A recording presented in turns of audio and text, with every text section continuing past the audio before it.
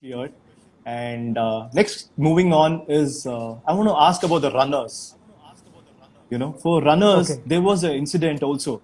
There was an incident where because one guy who covered his nose, he died. In fact, so how is it? Is it safe? Is it safe for us to cover the nose and do our running?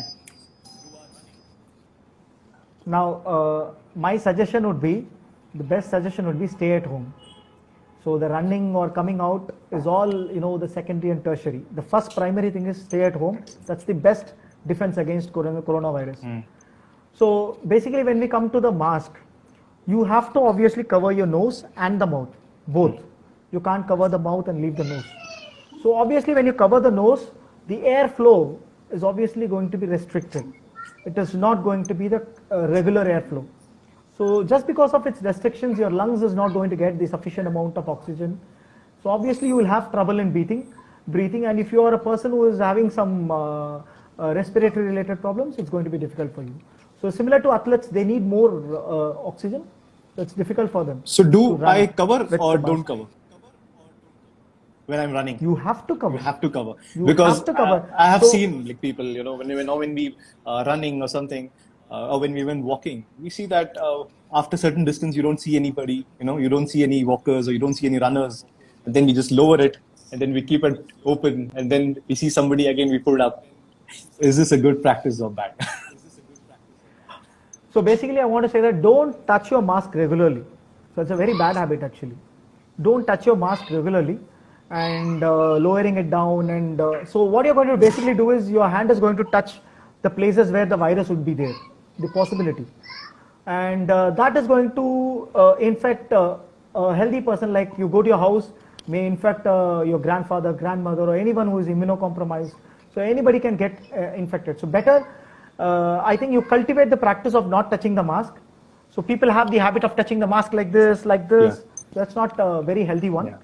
And second thing is like when you go somewhere, you find that people are not there. Correct. And you think that you can lower your mask. That's a very wrong habit because the virus can stay in the air for more than 1 hour. Okay. So if somebody was there already, an infected person was there and he has moved and the virus is there. Okay. So if it's a closed room, specifically it's a closed room. So the virus stays there. In open areas, obviously the air flows and it may get diluted. But in the case of closed room, if a person has come and he has left and you come there and you think nobody is there and lower the mask, you are in trouble. Yeah, agree. Viewers, it is an excellent view from the expert. We have to take this, that it stays for an hour and to not touch your mask is what I take today. Be careful. We tend to actually makes a lot of sense that we keep lowering our mask, we're taking it, we feel that people are not there. It's a wonderful take today. So, yeah, very, very nicely framed, Dr. Justin. Coming to the next thing. So WHO has confirmed it. It's airborne, right?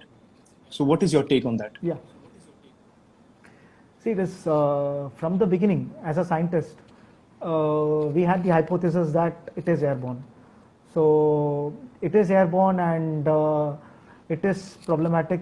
So what happens is the people, the ignorance of the people that, obviously they think that actually it's airborne. They think that, okay, with any cloth they can cover it. If they cover it with a dupatta, they think that, okay, the virus will not enter inside.